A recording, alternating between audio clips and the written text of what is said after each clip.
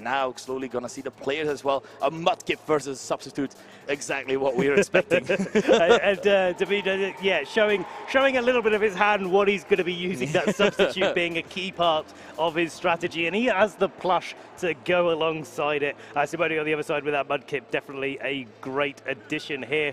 The accomplishments up on your screen for these players now. We've seen them a few times, but let's go through them once more. Dortmund regional finalists in the 2017 format, as well as top 4 in the Malmo regionals in 2017 as well. 2018 European international champion, top 16 in the 2018 World Championships that year, proving why he's such a fantastic player. Exactly, and for Davide Cognetta, we of course have the 2017 EUIC finalist, 2017 OCIC finalist, already quite impressive, 2018 World's Day 2 competitor, and in 2020 the Player Cup 3rd place.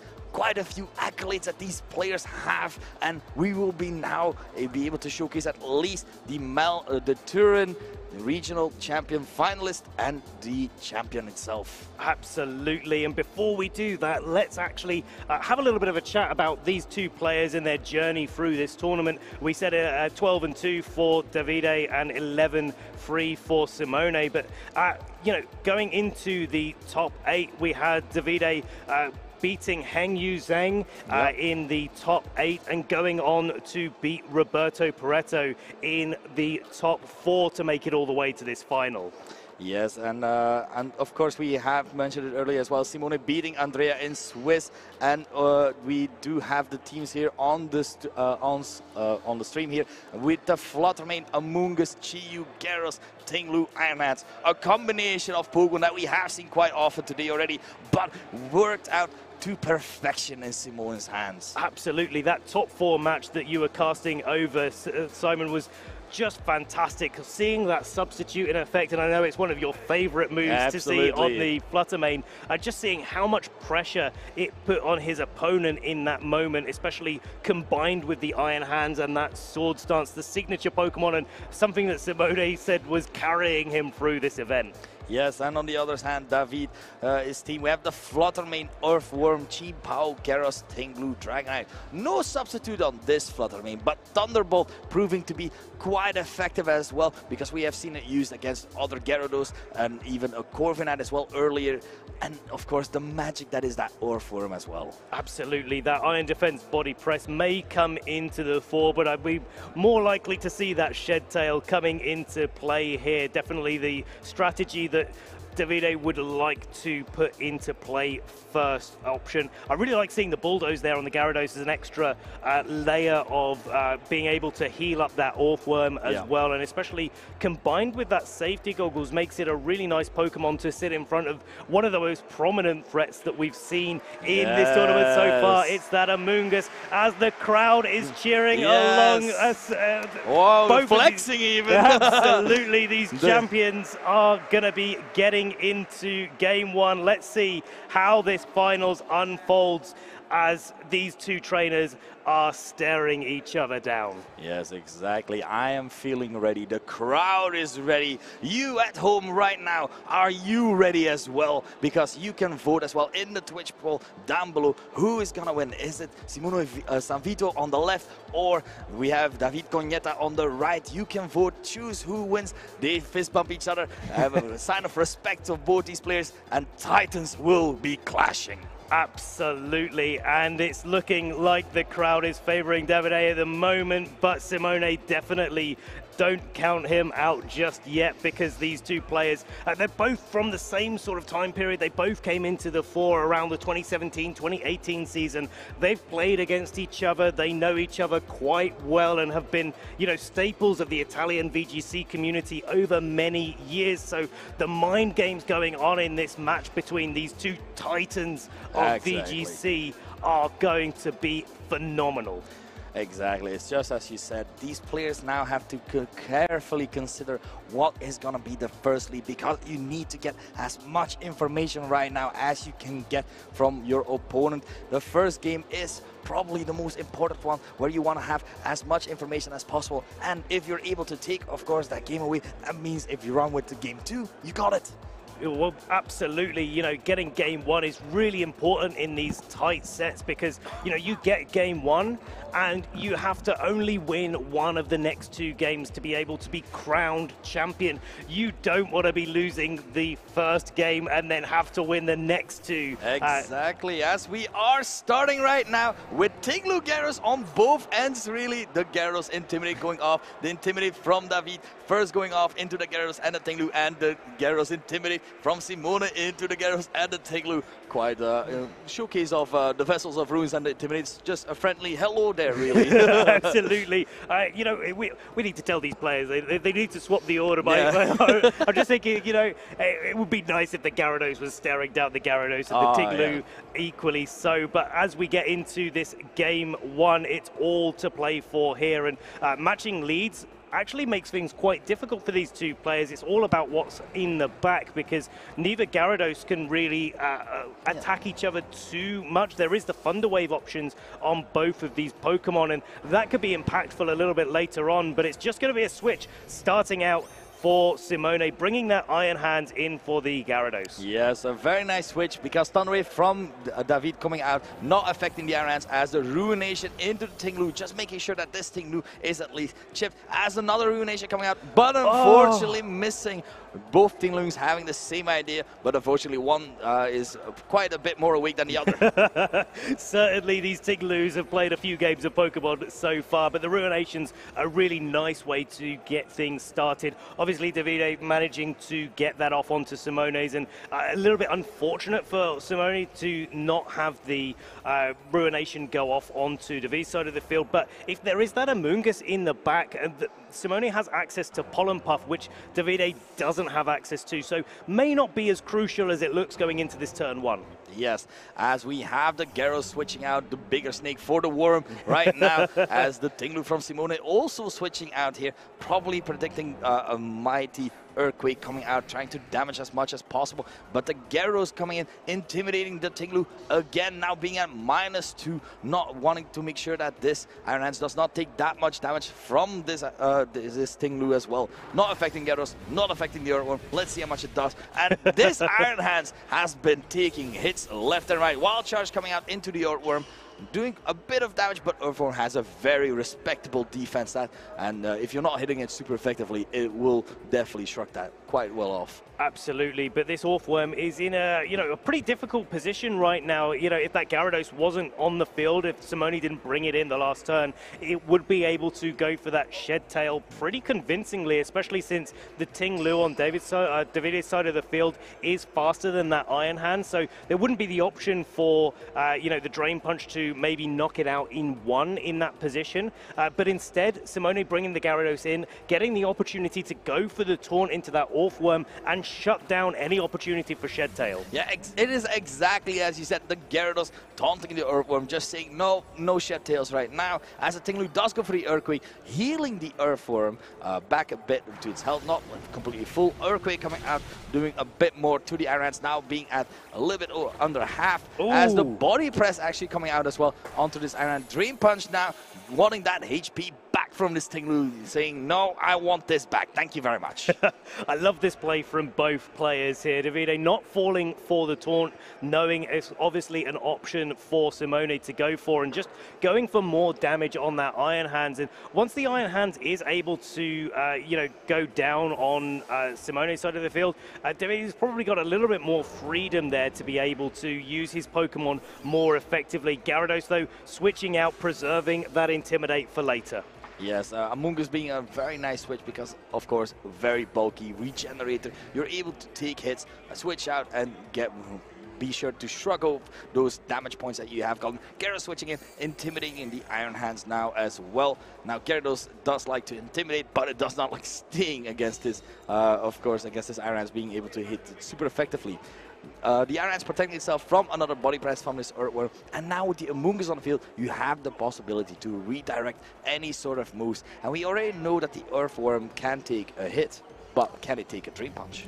It certainly can take a Drain Punch. I think I would hazard a bet on that. But yeah, because this Drain Punch can come out from the Iron Hands on Simone's side of the field, as well as this Pollen Puff from the Amoonguss to heal it back up. If Davide isn't able to knock out this Iron Hand on this turn, it's definitely going to be turning into an uphill battle, and it's definitely not going to be knocked out this turn. Yeah, exactly. As the Gyarados coming back, and now in front of it this time, saying, hello, now I see you, sir.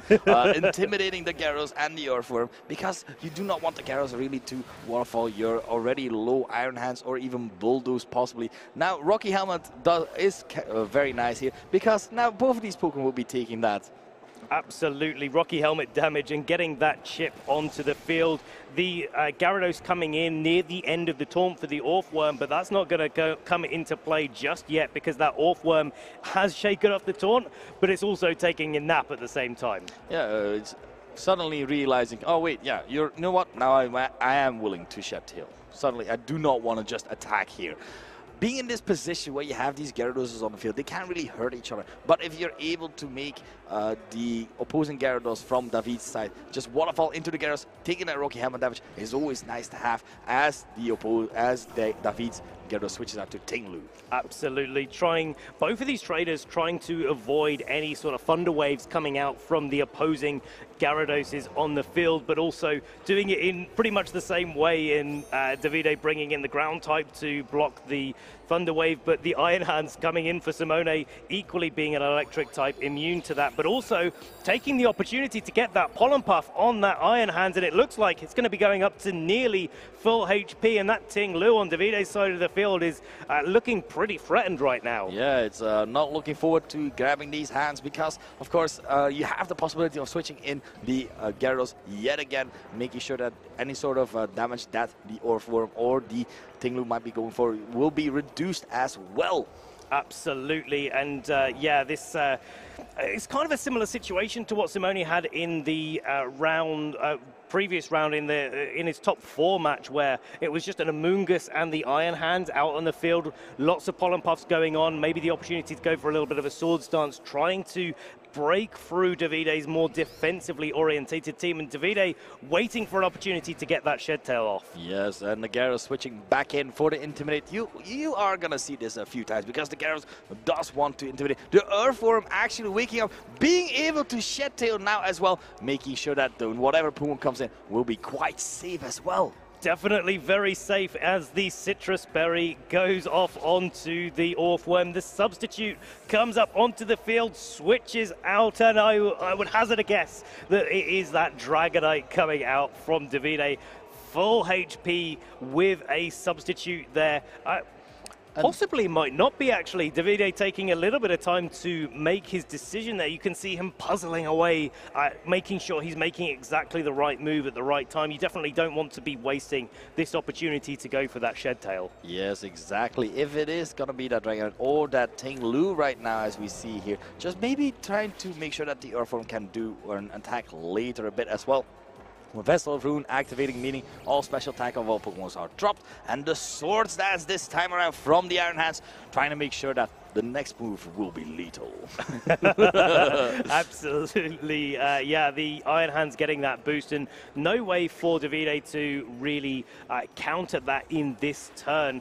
But there is that Ting Lu behind a sub, and that's kind of making you want to consider going for a little bit more of a defensive play here, as the Orthworm does rejoin the field. Yeah, Orthworm switching is quite nice, because Ting Lu is able to go for that Terra as we've seen right now, but it is also able to go for an Earthquake, healing the Earthworm as well. Even if you went for that Wild Charge, is it enough to KO this Earthworm right now? If not, this Earthworm will heal yet again possibly setting up another Shed Tail.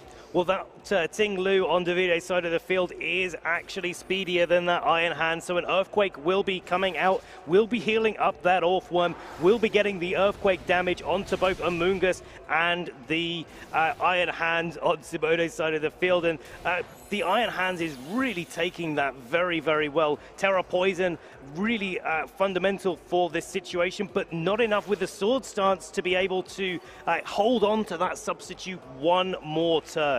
Yeah, quite impressive to see. Even resisted the substitute from a Ting Lu, one of the bulkiest Pokemon, still breaking there. We have the Pollen Puff onto the Iron Hands, just making sure that that is fully healed again. But now the Earthworm is back, baby, and it's able to go for another Shed Tail if it wants to. No Gyarados on the field there for Simone, and a really nice position for Davide to get into. Being able to heal that Orthworm back pretty much up to full health, being able to put damage onto both the Amoonguss and the Iron Hands because no redirection is able to redirect that Earthquake from the Amoonguss. And the opportunity, as you said, for another Shed Tail to come into play, and that's going to be so strong against both this Iron Hands, but also this Amoonguss to keep it safe from a Spore. Yes, it is exactly as you said. If it is that Gyarados is going to be able to intimidate again, or it is going to be that dancing Dragonite coming here, now fully safe behind that substitute. It has the Lumberry. The Wild Charge actually going into the Dragonite, predicting a possible Gyarados in, or the Dragonite. Is it enough to fade the substitute? Ooh, it does fade, and will it be the Spore following up from that Amoonguss into that Dragonite? It will not be. Ting Lu taking that Spore, taking a little bit of a nap there, and certainly with the Lumberry on the Dragonite, I think that would be the Pokemon of choice, just to make sure you get most value out of that turn for Simone. Yes, exactly. Now that the substitute is gone, you have that Gyarados in the back, being able to intimidate both the Ting Lu and the Dragonite, because the Dragonite is, of course, not inner focus. It is that multi-scale, meaning it will take less damage from when it's at full HP right now, but the Intimidate will still go off, which you might want to do right now, because we know that Ting Lu is faster, but the Dragonite is probably also faster than the Iron Hands and has access to that Earthquake. Absolutely, and you know, if you bring the Gyarados in and do rightly intimidate that Gyarados, that Dragonite, and make sure that it's less of a threat on the field, maybe drop that Ting Lu as well. The Dragonite on Davide's side can just go for a Dragon Dance and, negate that Intimidate and make it a little bit more of a threat. That's exactly what we're seeing.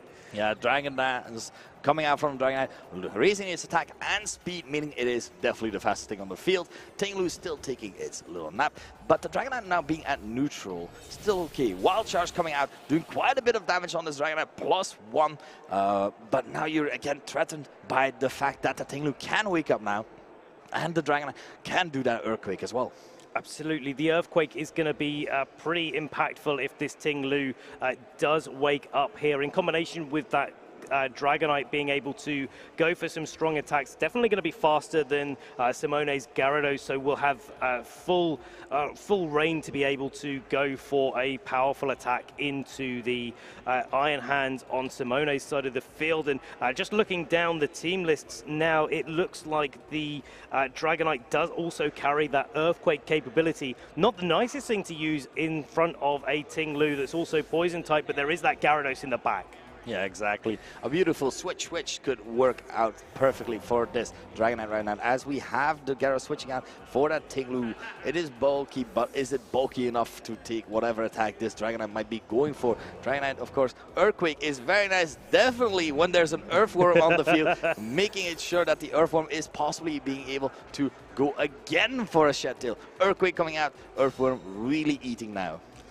Eating it up indeed. Absolutely loving all of the ground type moves that it's being able to be targeted with in this game so far, and a little bit more damage to the Ting Lu. The Iron Hands, of course, protecting itself from any more damage, and really like that from Simone, being able to preserve that Intimidate, get another one onto the field. That's going to keep that Dragonite under pressure, but it's looking like that Orthworm's going to get the opportunity to go for yet another Shed Tail. Yeah, exactly. So you have the possibility of, for example, switching out the Dragonite, going for the shed tail, and then you have the Dragonite behind the substitute again. But it's just able to thrive again. Maybe, you know what, try again for the Dragonite, because this Gyarados is coming back in with the Intimidate, meaning this Dragonite is suddenly back again at that -1. It is still quite fast with the Earthquake. Earthworm still healing a bit thanks to that Earth Eater ability, and a bit more damage to that Ting Lu. Absolutely, and yeah, just another Shed Tail coming out from that Earthworm. Nice to see that that outspeeds Simone's Ting Lu. That's good information going into the later stages of this match, because that body press from the Earthworm on Davide's side of the field is pretty substantial there. Gyarados coming in Earthworm stead, getting that Intimidate off onto Ting Lu, and the Gyarados that has just switched in for Simone, and a Rock Tomb coming out from this Ting Lu, dropping the speed down for this Dragonite. So Dragonite losing its dance. it's losing a lot of things this game so far. I mean, it's now down at -1 stages of attack, and now down at neutral speed. Yes, exactly. So Dragonite being quite weaker, now being also less fast. It's just neutral at that point, but you still have the option of Earthworm, which is able to keep coming in like this. This is a nice way of recycling, making sure that your Pokemon are able to keep being behind a sub that they themselves don't need to set up. Absolutely, and it is going to be the Ting Lu joining the field for Davide, and a Moongus coming back for Simone. A Waterfall coming out from the Gyarados behind that substitute on Davide's side of the field, and Simone catching that with a Moongus on the switch in. Waterfall doing a little bit of damage to that Ting Lu, but fortunately, since it's gone for its Terra, lost its ground typing, that's not going to be doing too much damage at all. Yes, exactly. That Ting Lu only taking 1 turn of sleep, so it has the possibility to wake up right now as well. But what kind of move can you go for? You can really go for the Earthquake, still dealing quite a bit of damage, but there was that Gyarados that now switched into the Iron Hands. Waterfall coming out into the Iron Hands, doing, quite some decent damage there, if I might add there. But not only Earthworm can heal there, Ting Lu now still sleeping. It's still that Amoonguss with the Pollen Puff, which we so like, healing again this Iron Hands, making sure that it is back a bit to its healthier state. What a great call out, though, saying that Ting Lu would be able to get that Earthquake off if it was able to wake up. Not what happened, but definitely makes what Simone did a little bit more of a risky play there with that Iron Hands. Now being at full HP, Simone definitely getting the better end of that, as Gyarados does switch in now, making sure that the Iron Hands is no longer going to be dropping the HP anymore this turn. Yes, exactly. Gyarados going for the Thunder Wave, this time into the Amoonguss slot. It is nice for speed control, but it is also nice to make sure that the Amoonguss doesn't move for a turn or two. Amoonguss, of course, still being able to Pollen Puff, still being able to heal its partner Pokemon, which being the Gyarados and stuff. Ting Lu still sleeping, unfortunately. Pollen Puff healing that Gyarados right back to full as well. Simone's Amoonguss has definitely been treating him well in this matchup, and I really like the Thunder Wave onto the Amoonguss from Davide, because with the amount of turns that we've seen this Amoonguss stay on the field for Simone, those turns add up. Those chances for the full paralysis just keep on coming turn after turn after turn. It's going to happen eventually. Yes, and now a switch to Ting Lu. So if David went for another Thunder Wave there, it will definitely not work again, because of course that ground type, Ting Lu retreating as well. And as we have seen, there's only 3 minutes time on the clock. So we're playing a bit of a slow game, and depending on how much HP is lost, we'll see what happens. Gyarados going for the taunt here onto that Ting Lu, meaning this Amoonguss is just able to heal up this Ting Lu yet again with another Pollen Puff, but unfortunately paralyzed. Oh, fully paralyzed, and that could make a big difference here, especially if that Amoonguss is fully paralyzed in the next turn. There's a little bit of a win condition here for Davide. If the Rage Powder doesn't come out, the body press goes into that Ting Lu, and Davide takes a knockout. Really, it just comes down to how many Pokemon these players have left, and then, as you said, the proportion of health that they have left remaining. Personally, I've not seen for a little while 17, 18 minutes of a game go on and no KOs yet. So these players are just showing how good they are at making sure their board state stays as strong as possible. But at some point, we've got to see a knockout, I'm sure. Yeah, exactly. Knockout would make sure that one of these trainers will go home with the win for this first game. If not, it's depending on the HP. And right now, this Among Us is doing everything right now to make sure that all of its teammates stay healthy. The Terra Water on Tinglu, making sure that Waterfall doesn't kill the Tinglu either. And hopefully Body Press not killing it as well. Waterfall coming out into that Tinglu, doing a bit of damage, but does the Earthworm, is it able to kill that Tinglu with a Body Press? We'll see in a second. It is enough to pick up the knockout. Tinglu is going to faint. Simone taking Davide taking the first knockout of this finals here near the end of game time. Pollen Puff coming out from Among Us, no full paralysis, but yeah, maybe. Wow, I mean, that's just a really influential turn there. As there are two Pokemon, of course, still in the back there for Davide, and it's really down to Davide to be able to navigate this situation.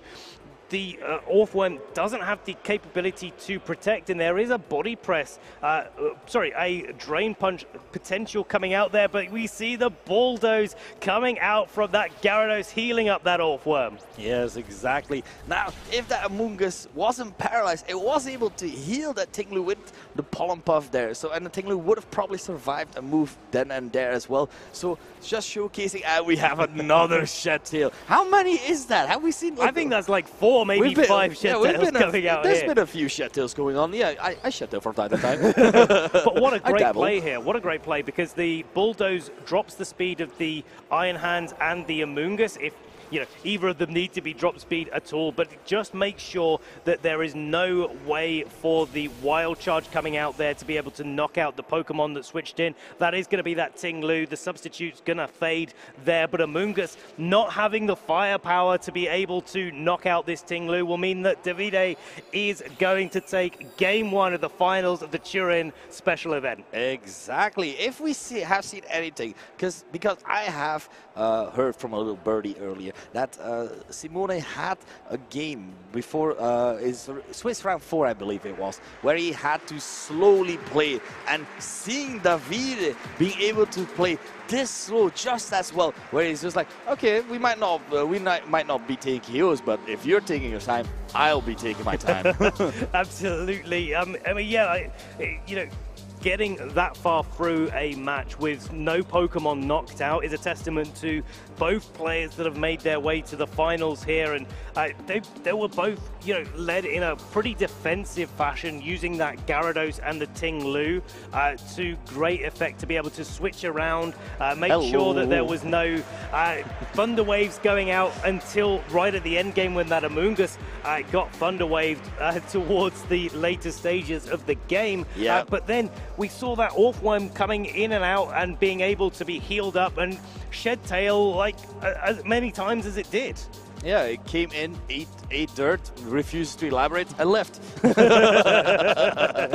It's one of those things where you're playing quite slow. So maybe instead of doing this slow play, because of course, if you were able to not get paralyzed, Simone probably would have had that game. It's one of those things that can happen, of course. There's always these factors within Pokemon, especially when you see the timer suddenly say, you've only got 3 minutes. That is the moment where you yourself are realizing, oh, this is my win condition right here. Where you play a bit slower, but Simone does have a few options to maybe play a bit faster. You have the Chi-Yu and the Flame, something that has been able to tear open teams quite easily, but it's quite hard because David, this team looks quite solid, just to say hard to break really. And we'll see how these trainers are going to be adapting going into game 2 of this final match. No adjustment there coming out from Simone, the Gyarados and the Tinglu joining the field. Orthworm and Tinglu coming out from Davide. Yes, Orthworm, we already know what you like to do there. But the Gyarados leading, very excellent there, because you can always meet it with that extra fast taunt, making sure this Earthworm, okay, you might be able to Body Press, but you will not Shed Tail or Iron Defense. No, certainly not, but the Ruination is going to be coming out into the Ting Lu on Simone's side of the field. If this is a body press, and it is coming out from this Orthworm, it's not enough to pick up the KO here. Ting Lu hanging on, getting that Ruination going on to Davide's. Both Ruinations hitting their mark in game 2, but Ting Lu on Simone's side of the field is looking super pressured right now. Yes, exactly. I just suddenly remember as well what happened turn 1 in game 1. Simone's Ting Lu unfortunately missed its Ruination there, which put him already on the back pedal of like having to heal with his Amoonguss there, while David didn't have the Ruination there happen just as yet, as the Gyarados switches in instead of that Ting Lu right now, making sure that no chaos will happen by a possible one-fall from this Gyarados, as the Ting Lu from Simone also switching out. So no more Ting Lu on the field. No more Ting Lu indeed. Iron Hands joining the fray there. Most importantly, after the and an avoid there on the Thunder Wave. A body press coming into that Iron Hands on the switch in, and that Iron Hands has come in before, after the Gyarados on Davide's side of the field has come in, and so will not be affected by that Intimidate. I think it's time to dance. The Orthworm, of course, only being able to really body press and do the heavy slam. Not really two moves that do a lot of damage to this Iron Hands. Gyarados neither, only having Bulldoze really to slow it down, but Bulldoze, of course, having that secondary effect of lowering speed, but not having that power that is Earthquake. No, not at all. And, you know, really the question is how much damage do you need to do in this position, especially when Ting Lu on Simone's side of the field is now so low. That takes a lot of your switching options away, because you know that Ting Lu is going to be really threatened on the switch-in. Speaking of Ting Lu's, one came up onto the field. Davide bringing that in, and Amoonguss coming onto the field for Simone, and now we're seeing a situation like we did in the previous game where Ting Lu is able to get those Earthquakes, but it's going to have to do so in front of a boosted up Iron Hands. Yeah, you're now put in a position where both Gyarados are in the back, but they can come right back as well with any sort of Intimidate. We already know that Ting Lu from David, his side, is faster. It is able to go for a strong Earthquake. It is able to go for a Ruination or even a Bulldoze there, but you do have the Gyarados on Simone's side to Intimidate, and then you have, of course, on Davide's side, the Gyarados, which can resist any sort of Dream Punch coming into that Ting Lu slot, if it might go for that, or if it might go for that Terra option there. And Gyarados switching in there for the Amoonguss will be dropping both Orthworm and Ting Lu's attack, not affecting the body press, of course, coming out from that Orthworm whatsoever. Earthquake coming into these two Pokemon and doing quite a bit of damage, I would imagine, to that Iron Hands, maybe putting it in range of yet another Earthquake here, as we see the Shed Tail, the Gyarados, just a turn late coming back onto the field here, getting that Citrus Berry recovery that we saw now that the Orthworm is down at 50%. Getting that substitute on the field, and it's going to be going back to Davide. Yeah, it is very possible that it's going to that Gyarados behind the substitute, because Gyarados behind the substitute always hard to deal with. But if it goes for a Dream Punch into that slot, possibly, it is now a Flutter Mane being finally brought behind the substitute, and with the booster energy, not having its own substitute to set up, but using the Orthworms. What a big switch up there. The Drain Punch, though, taking the first knockout of Game 2 here. Simone getting a knockout finally in this finals against that Ting Lu, and improving his board position significantly.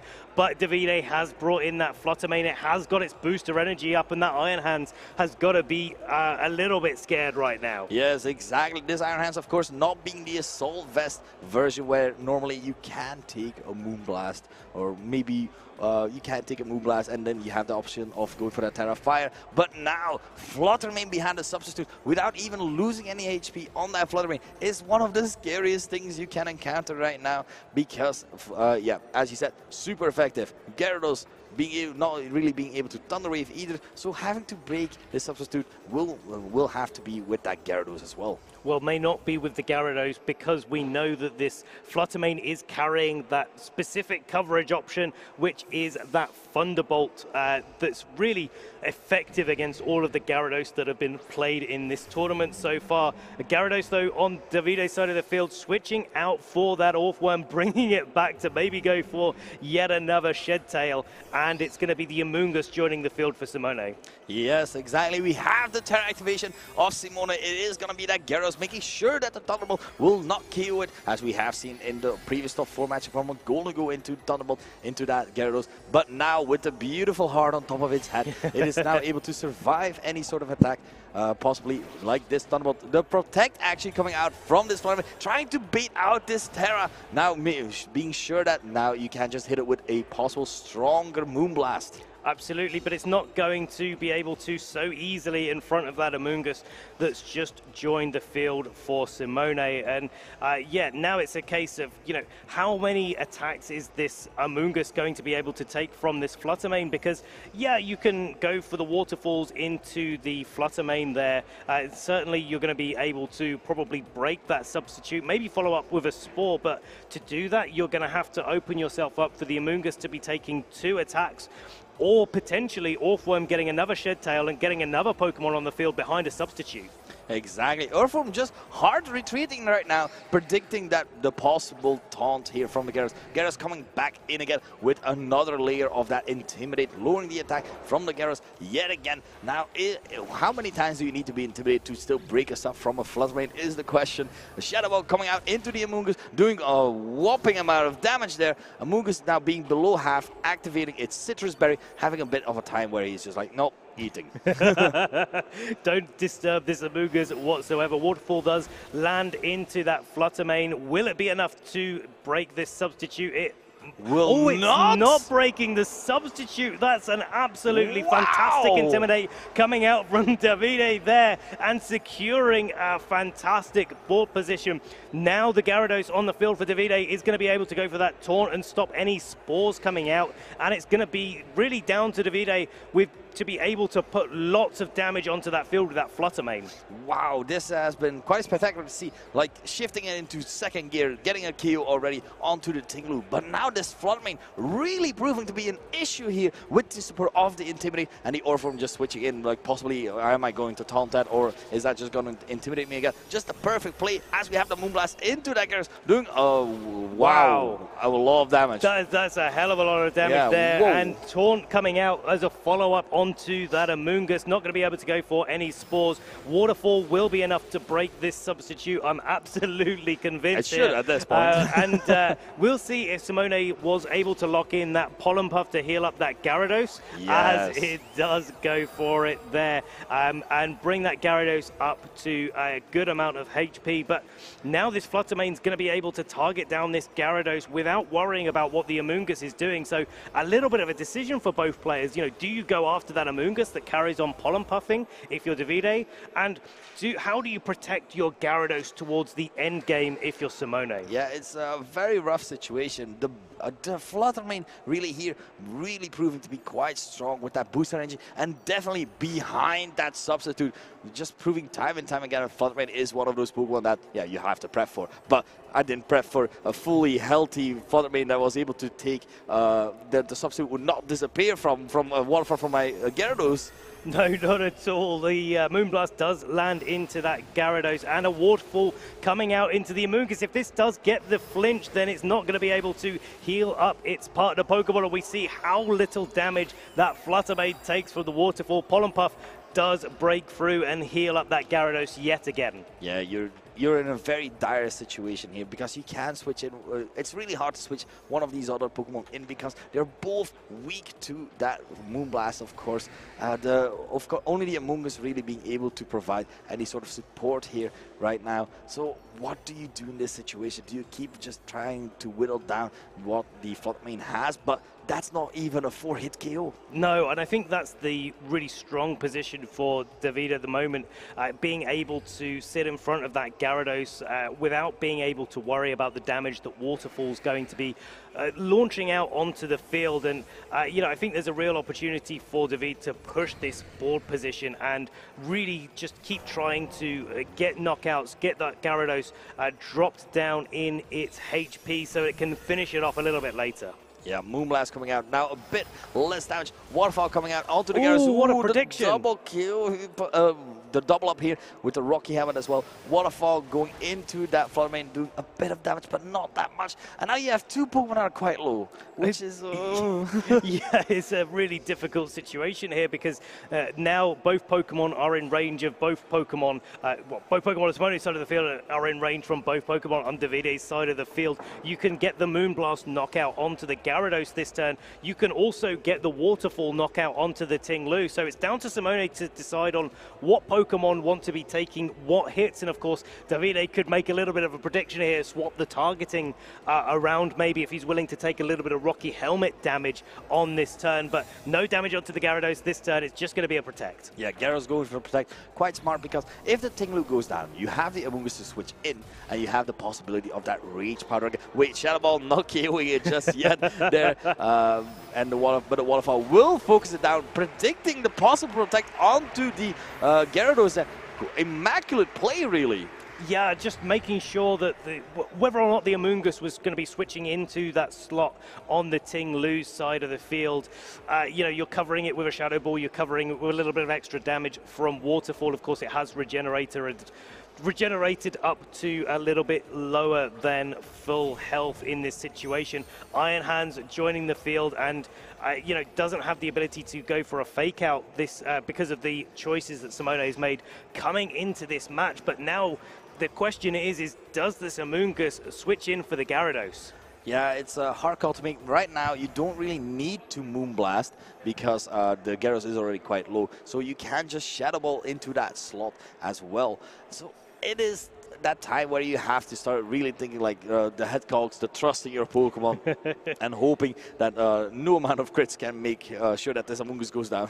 Yeah, we'll have to see whether or not anything happens untoward as that Gyarados does indeed switch out for the Amoonguss. The Amoonguss joining back onto the field and would be a good candidate to take a Moonblast on the switch in. Just to protect though from that Flutter Mane, playing it a little bit more defensively and a defensive turn as well from this Iron Hands on Simone's side. Exactly, and what is the Gyarados going for? The taunt there, predicting the Gyarados, the switch out. Wow, earlier when I was talking about Simone's match, it was surgically removing, but like Davide Cognetta, an excellent play there with the top, completely shutting down that Amoonguss there. On the switch in as well. Not even an Amoonguss on the field, but Taunt still coming out into the field. You can see Davide there on your screen, your 2023 Turin special event champion, and taking it in commanding fashion and with a little bit of style to boot. Absolutely, Earthworm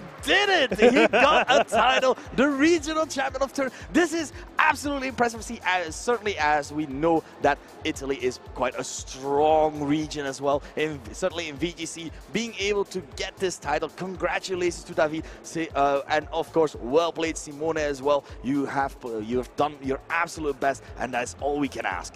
Absolutely. I mean, this is such a difficult matchup for both of these players to be playing. You saw game one going to time where both of these trainers didn't take a knockout until 17 or 18 minutes through the game, and it just shows both the combination of healing options that both of these trainers have, and of course the ability to sit behind that substitute as David is doing right now. Just sit behind it, you're safe, it's fine. But the surprise cameo really of the Flutter Mane there, suddenly instead of that Dragonite, really proving to be that powerful.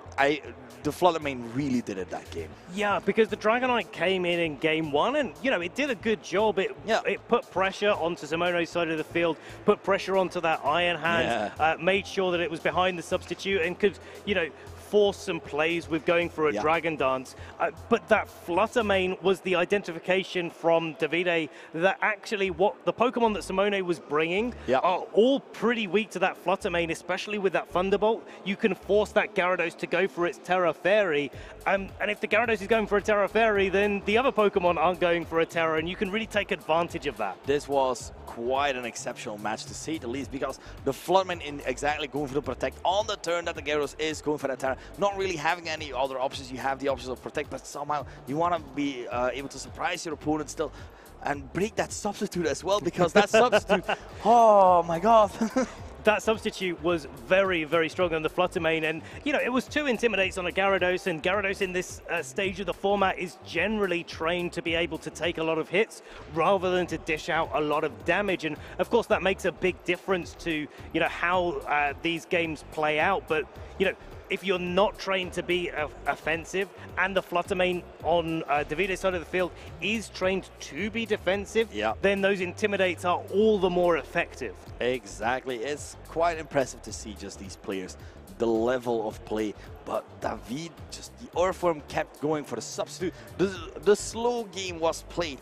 And then the next game, just kicking it into 4 gears, suddenly going for the KO, maybe for a KO on the Tinglu. And you're like, okay, you've got me, you've got the Tinglu. But guess what? I think that's a really good point to bring up, because the Earthworm was never really bothered by the taunt that the Gyarados came out with. And of course, Simone in that position, you definitely don't want your opponent to get a Shed Tail off and bring in a Pokemon at full HP with a big substitute. But every single time that the taunt went off, the Earthworm went for an attack. So a masterful display of how to use Earthworm in front of those sort of disruptive threats. Yeah, absolutely. It's just, as you said, it was just impressive to see, really. Earthworm, with its pure steel typing and its Earth Eater ability, showcasing that if a Pokemon has a certain niche, it can definitely be used time and time again. So, are there any other uses of Shed Tail? Because I believe there is one. Cyclizar. Honestly, try it. It's such a strong move, but yeah, I think you're hitting the nail on the head there with Earthworm being a very good user of that move, because it has the ability to take a hit. It has the ability to munch on a citrus berry to just maintain all of the health that it needs to. And it's worth noting that if you don't knock out that Earthworm on the first go, so to speak, a combination of citrus berry and the recovery from Earth Eater will guarantee you to get a Shed Tail off. That's one of the reasons that it's so strong. It's also like the team composition itself, because Tinglu is normally one of the slower Pokemon, but still being made to outspeed that Earthworm as well, healing it right before going for the Shed Tail as well, where he's just like, all right, I'm Earthquaking. If the Earthworm heals enough, I've got a Shed Tail. If my Earthworm dies, I've got an Earthquake. Yeah, exactly, and that's kind of part of the modality of the team that Davide is using. It's not just all about getting that Shed Tail off every turn. You can do something a little bit different and also use that Earthworm to recover a lot of HP, use it as a switch in. Steel is such a good defensive typing in VGC, and again, more reasons why it's very good. We did see, of course, in the top 4 match of Davide using that Dragonite and getting those Dragon Dances up, which we didn't really go for it does.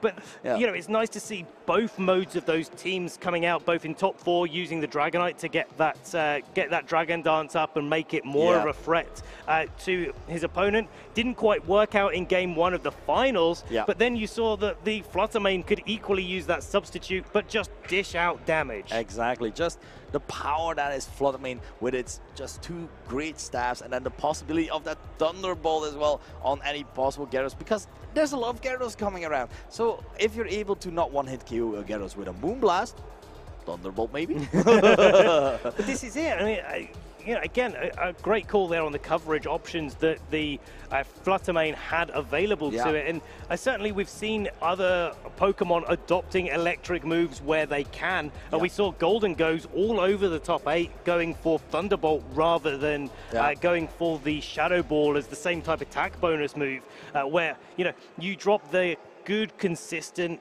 powerful coverage that you have in favor of being able to knock out specific Pokemon much easier. And when Gyarados and Iron Bundle are running rampant in the format, Thunderbolt is just such a great option. It's just a guaranteed way to deal with those threats that are a lot of water types. So, and also for all those Terra Waters as well, because there's so many options there in that regard. And honestly, this is such a well-rounded team. We have to give big props as well. Just the way this team seems to work on so many levels as well. Just honestly impressive. I'm I'm lost. I lost all my words. Well, you're absolutely right. It's fantastically well-rounded, and one of the things that I think makes it well-rounded is something that we didn't actually see in the top four nor in the finals match for David, was that Chen Pao. Yeah. Dropping the fighting move, which is usually pretty useful for Pokemon like Chi Yu that have gained a lot of dominance in this format, but then actually dropping it for the Haze, which means that Dondozos that you see, Dondozo Tatsugiri combinations that you see, are a little bit kept under check. And so, you know, I really like the way that Davide's built this to not only be able to use those modes, but also thinking about, hey, I don't want to run into a Dondozo in Turin and not really have an answer to it. No, that's absolutely fair. That is also one of the nice things about Chen Pao. You have the coverage there with the Haze, just making sure that that is there. And if possible, if you go, a nice interaction that I had once where I had Chen Pao and a Dragonite across from a I forgot the name of the Dondozo there, where I was able to haste and then also set up the Dragon Dance because I am slower as well. So suddenly your stats are gone. I'm just boosting mine. Changing the tide of the battle there, certainly. I'm gonna let you finish, but it's. We've seen a lot of these amazing teams. We have seen Scizor do really well. We have seen Magnezone and Breloom do really well. Scream Tail with Encore Disable as well.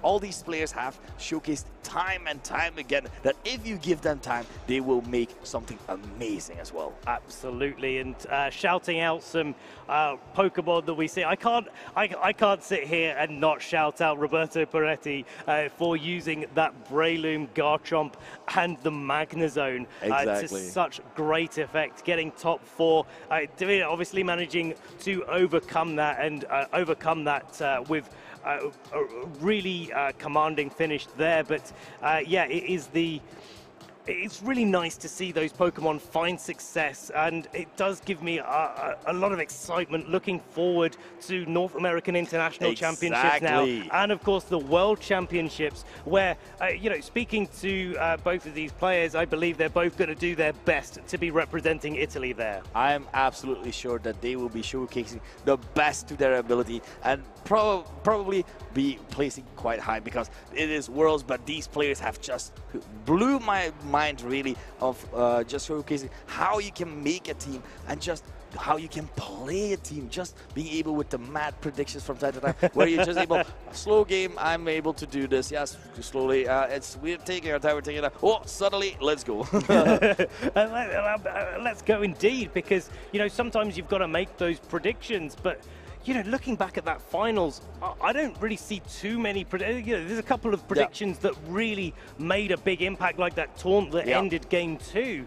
But actually, both of these players just opting for teams that allowed them to make safe switch after safe switch after safe switch, recover health and make sure that they were staying in a good position, making sure that they weren't going to be, you know, surprised or knocked out quickly. And sometimes that level of consistency is what you need at these long events with multiple rounds of Swiss. That is true, because if you are able to just have that bulk, have that, the options, the coverage of just being able to make sure that, okay, yeah, Flood Mane is used a lot, so what do I need to survive a Shadow Ball? Oh, Ting Lu. Oh, what do I need to survive a Moonblast? Oh, Among Us. You know, like it's just one of those things where you have the options, you have the right Terra types as well to get that advantage. Just suddenly switching a Pokemon in, switching a Pokemon out, staying in from time to time, because we have seen plays where sometimes not making the play makes can work as well. Yeah, we saw, you know, things like Magnezone not going for a Terror and then resisting a big hit with its Steel typing. We've seen that all over the weekend in various different positions. And of course, there was that time back in day 1 where we saw the Annihilate go for a Terra Fire to resist a Freeze Dry from the Iron Bundle. But hey, yeah, that didn't quite work out for Adam in that turn. It did work out there in that regard, but he still was able to manage to get that top 8, which is quite impressive, of just, well, being the biggest thing that happened on stream, really. But then afterwards, just being able to get back back on your feet and just get to that top 8 as well. What a great storyline. You know, coming in, not being successful on stream can be a little bit of the curse of the stream. It's our fault. Oh no, we're sorry. Which actually is actually the case looking back for Andrea as well. The only loss in Swiss on stream, and then the top 8 match on stream as well. So apologies to you guys. Is it us? if we brought you onto stream and put you off there, but you did give us, of course, a fantastic show. And congrats to Adam, of course, to make it all of the way to top 8 after that loss as well. Exactly. As top 8 is now concluded, top 4 is concluded, finals is concluded. Let's go have a talk with our champion, Davide Cognetta, as well. Thank you, Ben and Simon. And we are here with the finals out the way at the 2023 Turin Special Championship event. It does mean that we are here at this last stage of the tournament for the winning ceremony to celebrate all of our players from over this weekend. Huge congratulations to all the competitors in the VG event this weekend, and a huge congratulations to the players that made it into the top 8 of this tournament. But we will be celebrating our champions right now, and we'll be starting with 3rd place, Roberto Peretta.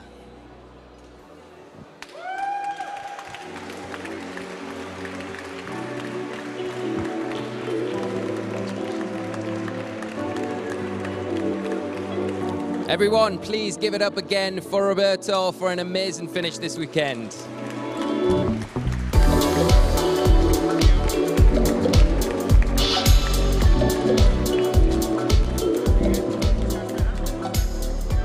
And now for our finalist. 2nd place in this event this weekend, had an amazing run. Extremely accomplished players. Give it up for Simone Sanvito.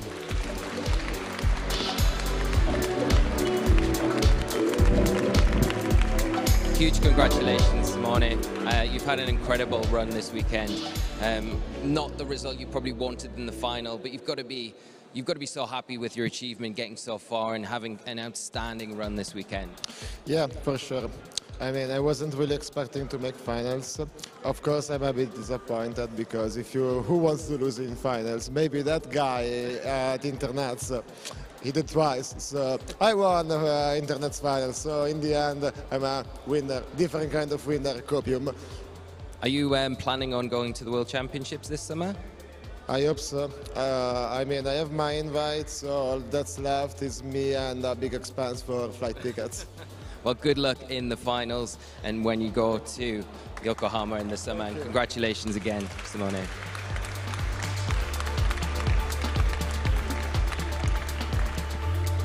And finally, we have our champion of the Turin 2023 Championships. Everyone, give a warm welcome and give it up for Davide Cognetta.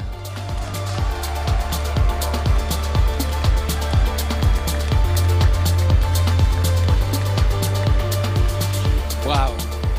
David, congratulations. What a final. You played outstanding in both games there. It was really backwards and forwards throughout. I mean, how does it feel to be the region champion? I'm very, very happy, especially the fact I won here in Italy and with Arthur. It feels amazing. It's a really unique Pokemon, a really unique pick. And throughout the games that we've been able to feature you on over the weekend, you've piloted it so well. I mean, the match earlier on today with the Dragonite and just really dictating that game. And then you did it again in this one. I mean, you've got to be feeling good about some of the predictions, especially in that last match against Sanvito, and how you kind of eked out the win in that last game. Yeah, the match was not very easy. I needed to make some predictions. And I think the taunt on the Mungus, the very last turn, was very important. It was a huge, huge turn, I think, there, because at that stage, Simone was playing extremely well, kind of locking you out, not allowing you any kind of room in that game, and it looked like it was going to go to time again, but you were able to kind of just make some amazing plays, and you've got to be really proud with yourself. And I've got a big question. Will you be heading to the World Championships this summer? Yes, I will be there playing the day 2, since I'm locked for the pay trip.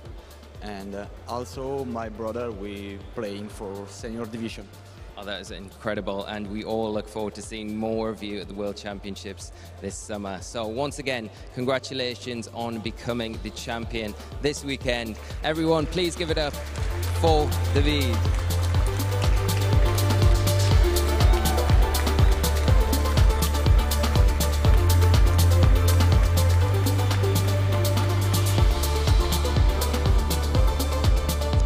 And with that, everyone, I would like to just thank all of the production team, all the casters, everyone that's been involved in this broadcast this weekend. It has been fantastic, and especially all the players and the viewers at home for tuning in and supporting us. Thank you so much, and we are going to end it over there, and we'll throw it over to Ben and Simon to end the show. Thank you so much, Lee, and congratulations to your Turin special event champion, Nico. Sorry, I've lost for words already. That was all. It's fine. The ending of movies always make me cry. So. Davide Cognetta.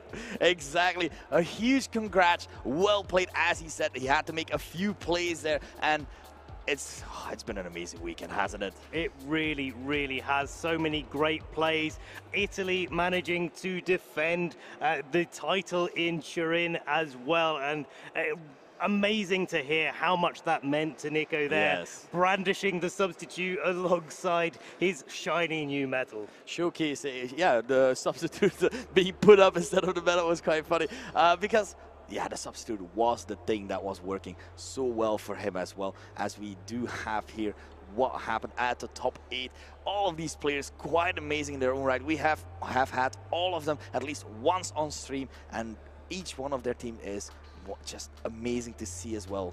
Fantastic indeed, and Davide's journey through the top 8, beating Heng Yu Zhang in the top 8, Roberto Peretti in the top 4, and Simone Sanvito in the finals in such a great fashion. I mean, those finals, we've talked about that at length already. They were so tight between these two amazing players, and now I'm really very excited to be seeing that Davide is going to be representing Italy in the World Championships in Yokohama, Japan this year. Yes, exactly.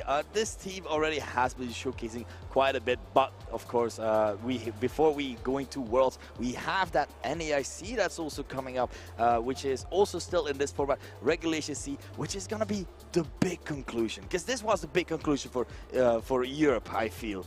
But now we're looking at a world standard. Absolutely, the last major event in Europe that, and Davide will be the last regional level champion this year that's going to be crowned. But we are yet to crown our final international championship on the main stage in North America, and it's always such a fantastic event showcasing the best that every player across the world has to offer. Yes, exactly.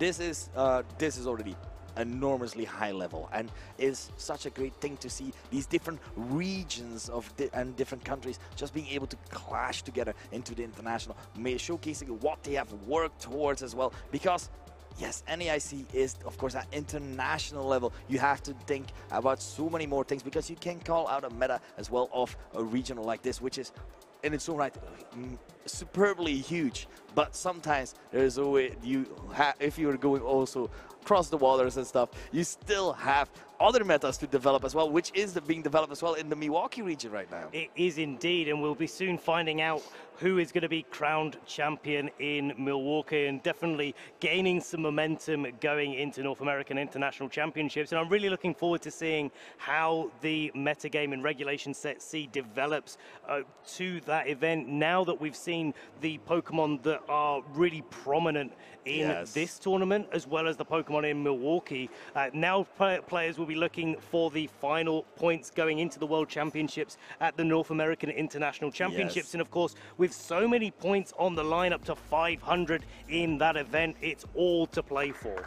Exactly. So just put just put this event and Milwaukee together and that's UIC, right? It is not, unfortunately, because you have so many more levels of play here. It's not just gonna be because you have then the next adaptation, because we've had Balance, which was quite popular. Then we had the new Balance that had come out. Then we have Palafin coming back again with a range setter for Malmo as well. And this time around, Earthworm!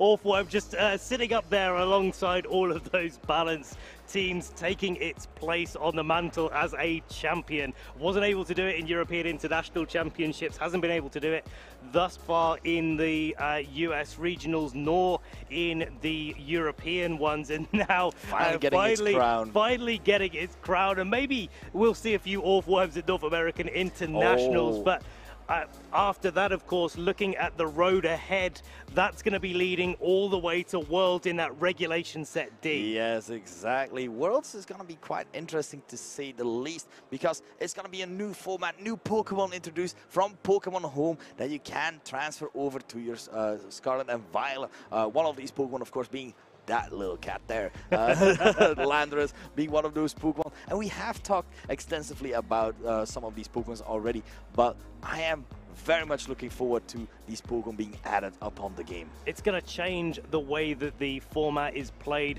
very substantially. We've seen in Regulation Set A going to Regulation Set B, the Paradox Pokemon making a big impact in the development of the metagame.